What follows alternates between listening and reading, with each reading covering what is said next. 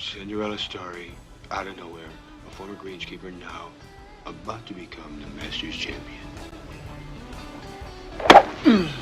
It looks like I'm a wreck. It's in the hole! Tell them to go out there with all they got. And win just one for the Gipper. We have who's on first, what's on second, I don't know's on third. Life is a banquet, and most poor suckers are starving to death. The lady who put the BS in BSN. It's Carolyn Sheridan from the Ag Health and Safety Alliance. Time once again to see what we can do to help our family farmers. All right, she's back in studio. So much better than in the car. The audio was horrible. Hi, Carolyn Sheridan. Hi, Al Travis. Yeah, but I gave it a shot, didn't I? I mean, I appreciated it. You didn't back out of me. You said, I'll be in my car. We'll make it happen. You just happened to be in the middle of no place, Arkansas or something. And someplace, yeah. We were on our way back from Mississippi. Yeah, we were down at Mississippi State, and we were also doing some 360 videoing for eye safety. Let me ask you this. Yes. The difference between farmer kids in Mississippi and farmer kids, say, in Minnesota, any difference? In Minnesota or Mississippi? Any glaring differences other than obviously the accent?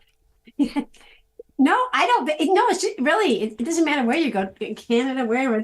It's just the crop or the hazard or if they have any regulations they have to do that we maybe don't have to do. What equipment that they have, but they're pretty much the same. They're kind of crazy kids, and they love to laugh and have fun. And well, you say different safety stuff. Obviously, if you're down raising cotton down there would be different machinery. That's what I mean. Yep. But as far as safety tips, when they're putting the chems in the ground, the chemicals, that sort of thing, it's all the same stuff, right? All the same stuff. That's why it's great to be international, mostly Canada and the U.S. because you know what? We've all got a body we need to protect. We all have eyes and feet and hands and respiratory system. So it's. So Mississippi State, is that where you say you were at? Yeah, Mississippi State University, MSU. How big a class? How long a class? You're not running down there driving to Mississippi State and putting on a 2-hour class, for God's sake. Yeah, no, it's longer. Plus, we're doing other things. We did a respirator fit test, train the trainer for a whole bunch of people from the USDA and Extension, and we did 360 video. The respirator fit test. Let's talk about that really quickly because that does interest me. So you bring.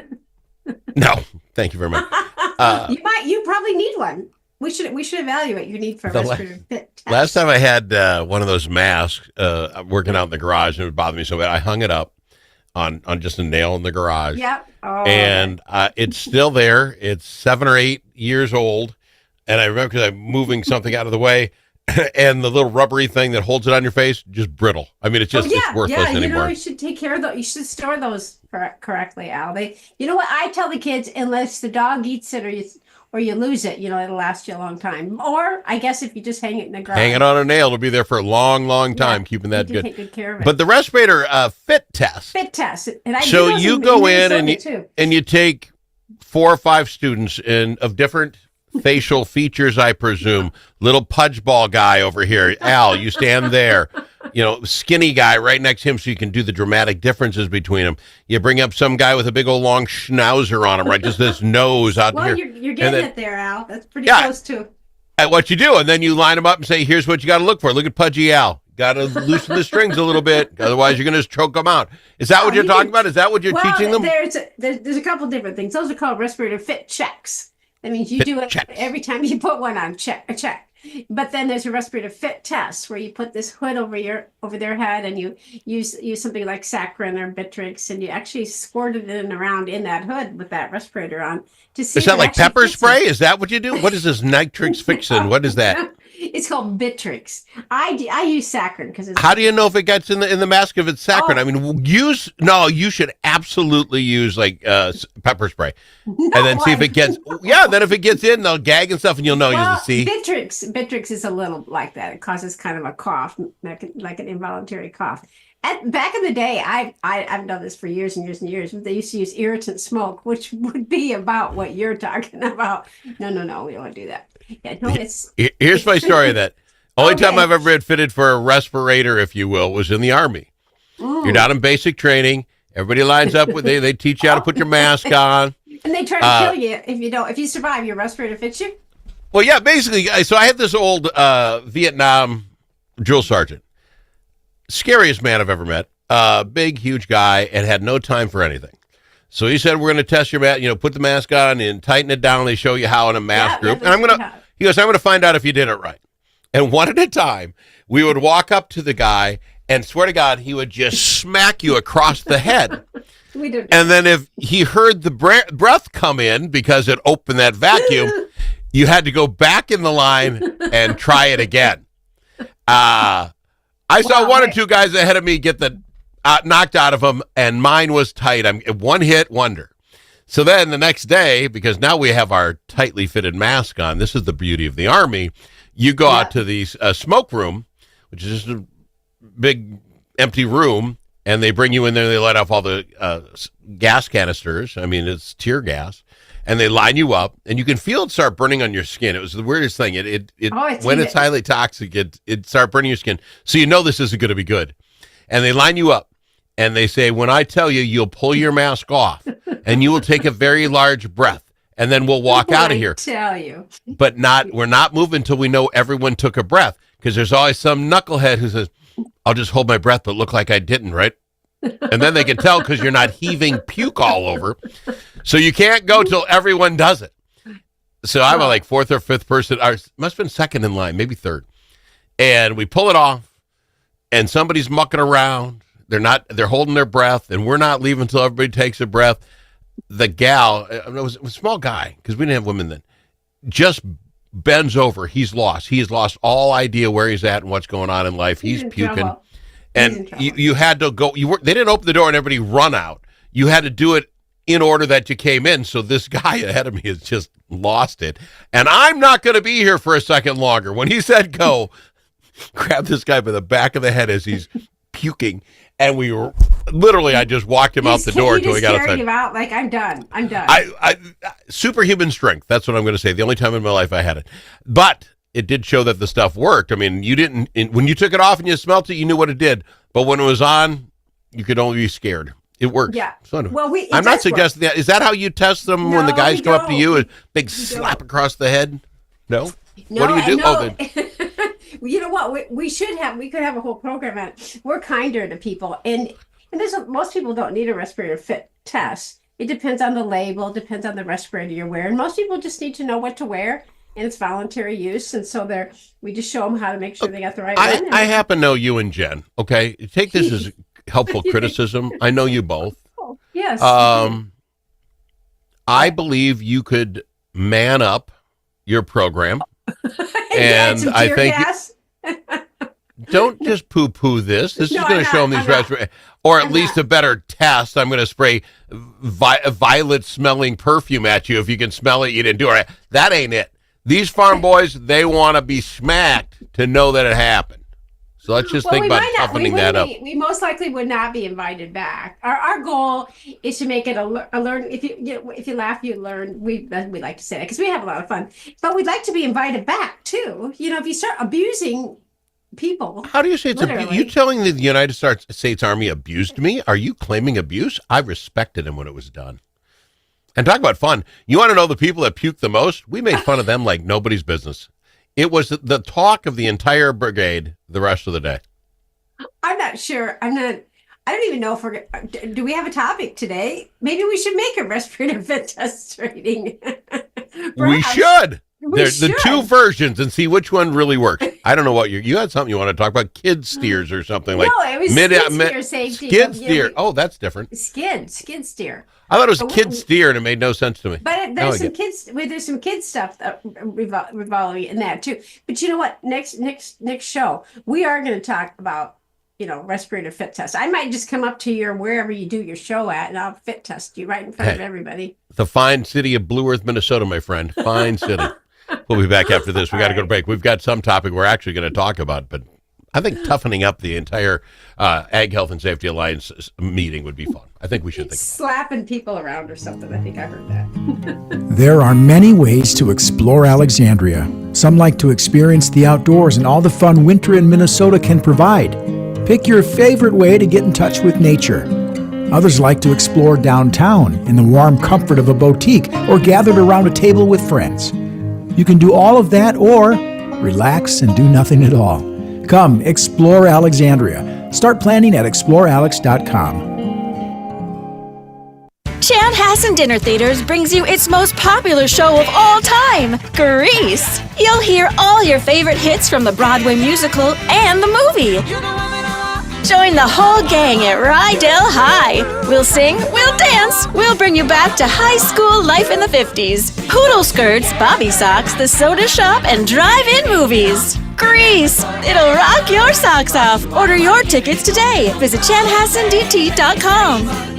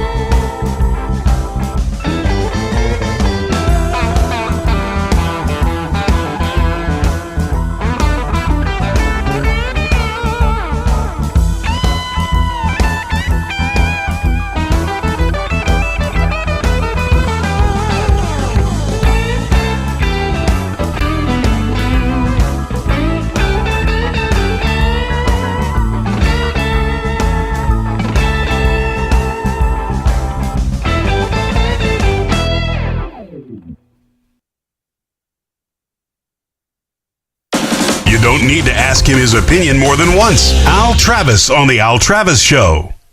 I have a bit of a problem with that last segment we just did, Carolyn. I'm going to be honest with you. Al, just wait. How many times during our show do you have a problem with something I've said or done? Like almost every time, right? Well, probably that's true, but this one's really sticking out because you seem to be making fun of the Army for having taught me how a gas mask really works. The ultimate respirator I would bring up. Now, let me finish this. So you don't want to do this scared. Have you ever seen the Scared Straight thing? You know, the TV show where they scare kids straight and keep them out of jail, stuff like this. I've heard of it, but I've not seen it. So I need to for add everyone, that to my list. No, I'm just going to explain it to you. Okay. So you get this mask on, you get this huge first sergeant smacking you across the face, and yeah, it's a little off-putting at first. Then you go into the gas chamber and you find those people that were sneaking around and they're having, they're puking their gut, and they come out and they say, "Hey, that's just tear gas, buddy. If that was mustard gas, you're a dead man. If that was Agent Orange, you're a dead man." And you realize you've got to do this correctly. Now, you with your little perfume thing with the kids, it's fun. Oh, it's great. Oh, I smelled, that was lilac. I'm almost sure it was lilac. That's great, but you know what happens? When the mustard gas is out, they get the mustard gas situation, they didn't take it seriously. At least let's up it one step. You put the four people up there. You talk about the big nose guy and how he's got to put his respirator on different than the little nose guy. Fine, everybody understands. We're all different. God created us that way. But Now you have 4 different bottles of 4 different things. Let them choose.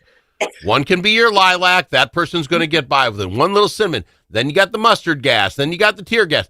You know what I'm saying? And now these people understand. They'll be scared. They're like, oh, I get it. I could have died if this was mustard gas.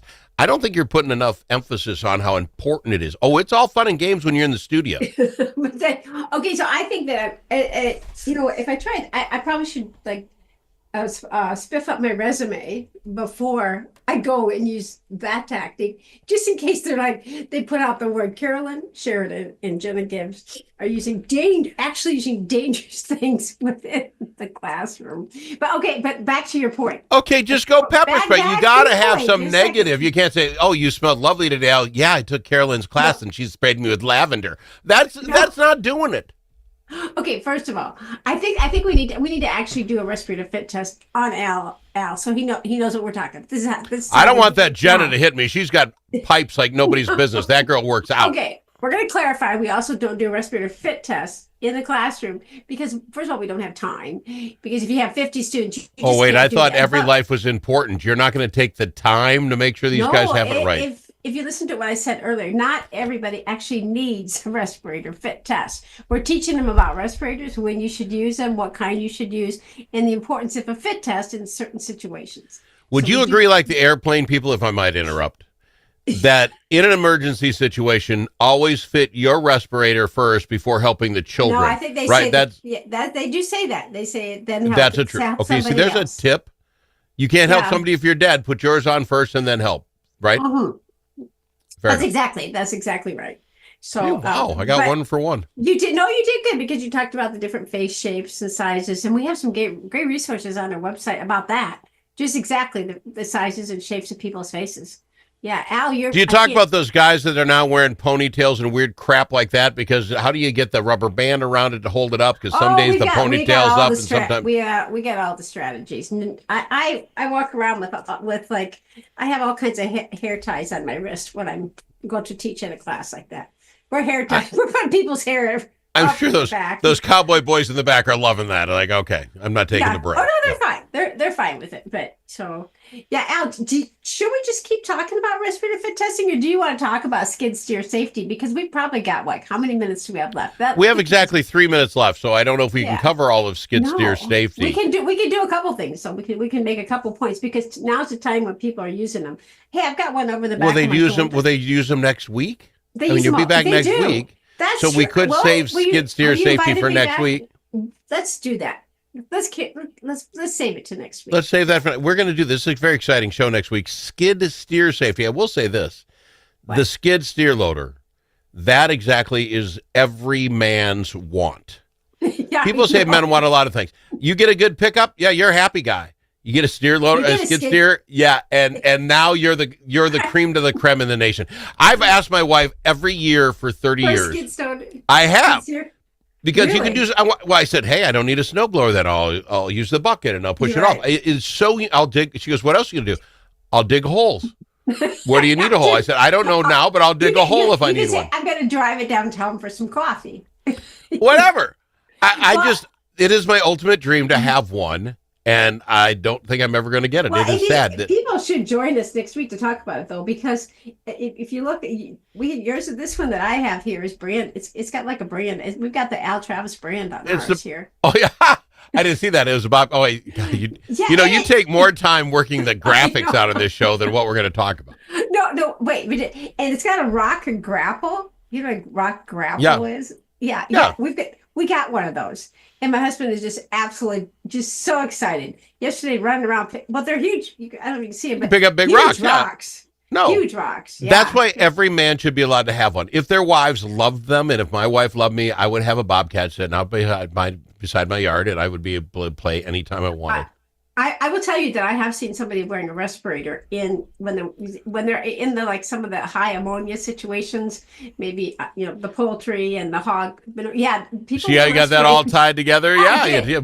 I did. Yeah, because they're not airtight by any means. But sometimes if you get injured in one, we'll talk about that next week. It's a pretty bad deal. Back to our original topic of respirators. Yes. Al, next time I'm coming through, Blue Earth. That's where you said you are, right? We're Yeah. going to do a respirator fit test. We're going to take some good pictures. You're going to be our poster boy. And then I will show you the Army way, and I'll show you Yeah. how we set your respirator up to make sure it fits your face and it works, and I'll slap the heck out of you, and it'll be even.